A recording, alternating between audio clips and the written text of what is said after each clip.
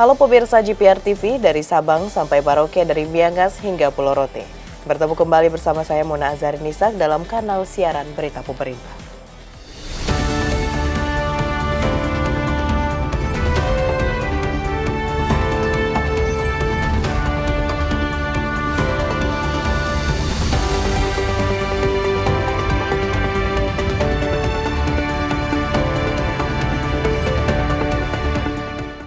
Pemirsa, kita ke informasi pertama. Menindaklanjuti arahan Menteri Komunikasi dan Digital Mutia Hafid, sejumlah operator seluler mulai membagikan bantuan kartu perdana, pulsa dan data internet gratis bagi pengungsi erupsi Gunung Lewotobi laki-laki.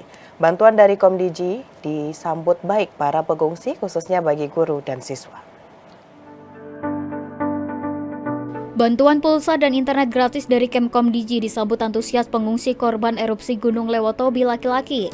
Bantuan tersebut diberikan khusus bagi para siswa dan guru di lokasi pengungsian karena berdampak pada proses belajar mengajar anak-anak selama di pengungsian.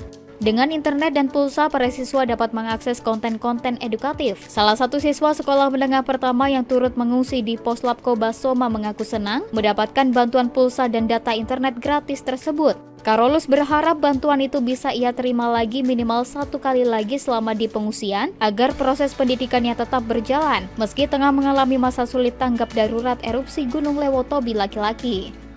Kami berterima kasih karena telah memberikan banyak sekali bantuan kepada kami.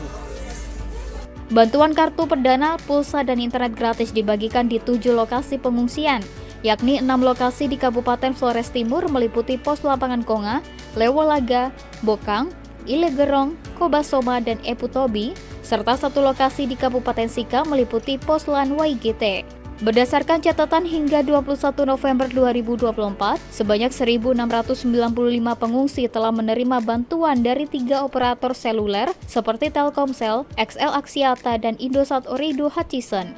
Kepala Dinas Komunikasi dan Informatika Flores Timur, Heronimus Lamawuran mengatakan, registrasi kartu seluler dalam kondisi kebencanaan dapat menggunakan 1 nomor induk kependudukan atau NIK dan nomor kartu keluarga atau KK salah satu pegawai Diskominfo Flotim yang berwenang.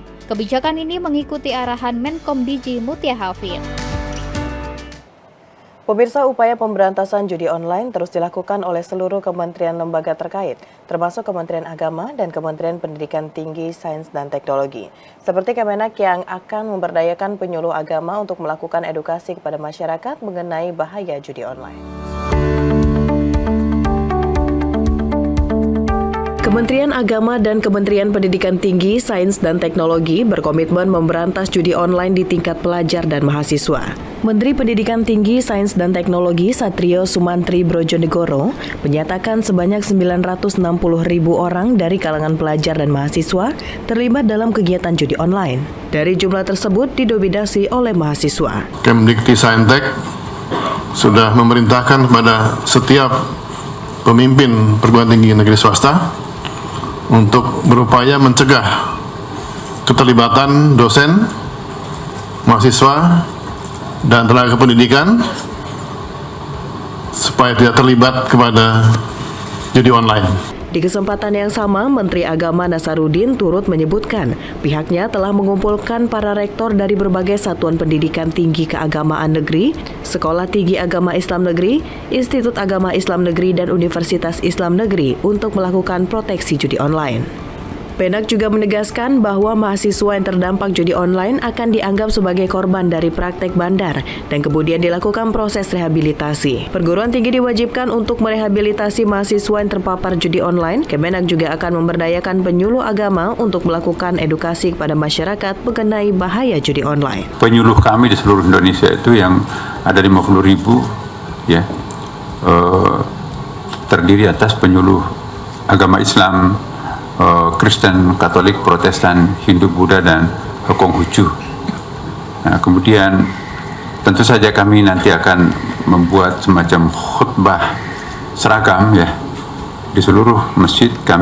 Kita memiliki 800.000 masjid di Indonesia, kemudian ditambah dengan musalla, langgar, surau, menasa, itu lebih 1 juta rumah ibadah Islam, ditambah dengan rumah-rumah ibadah agama lain. Itu semuanya kita akan mendayagunakan dalam rangka memproteksi judi online ini. Sementara itu pemirsa, kerjasama kepolisian Filipina dan Indonesia, satu tersangka DPO judi online dari situs W88 berhasil dipulangkan ke Indonesia melalui Bandara Soekarno-Hatta Jumat dini hari. DPO berinisial HS bertindak sebagai manajer regional khusus Indonesia yang bertugas mengumpulkan dan menerima rekening yang dikirimkan oleh beberapa tersangka lainnya.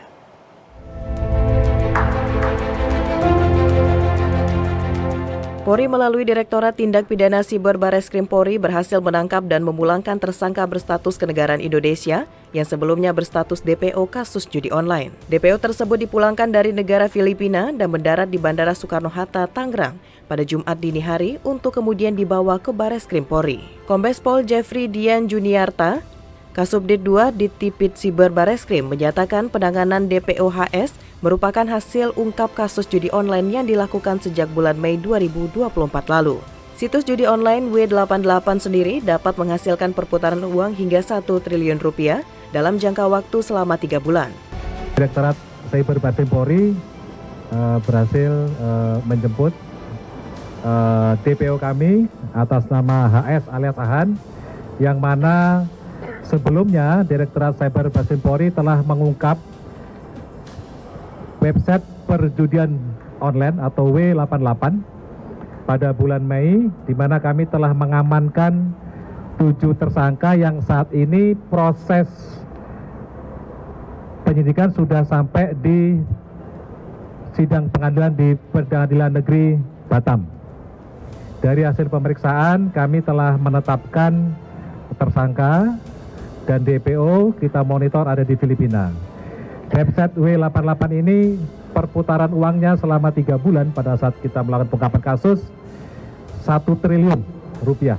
Sebelumnya, Kabareskrim RI Komjen Pol Wahyu Widada dalam konferensi pers bersama di kantor Komdiji Jakarta menyatakan bahwa pengungkapan kasus judi online terus dilakukan dengan mengikuti aliran dana dari pengungkapan sebelumnya. Hal itu dilakukan guna memastikan judi online dapat diberantas hingga ke ujung akarnya, baik ke bandar judol, bahkan siapapun yang ada di ujung akhir. Oleh karena itu dalam melakukan penyidikan ini kami selalu bekerja sama dengan PPATK, bekerja sama dengan OJK, dengan pihak perbankan. Karena yang tahu alirannya itu nanti PPATK. Kita analisa bersama-sama. Kita juga melakukan aset tracing sehingga kita bisa sita barang-barangnya. Dan juga bisa kita kenakan juga Undang-Undang TPPU untuk mengambil aset-aset ini. Pemirsa, usai jeda pariwara, kami akan kembali dengan informasi lainnya. Tetaplah bersama kami.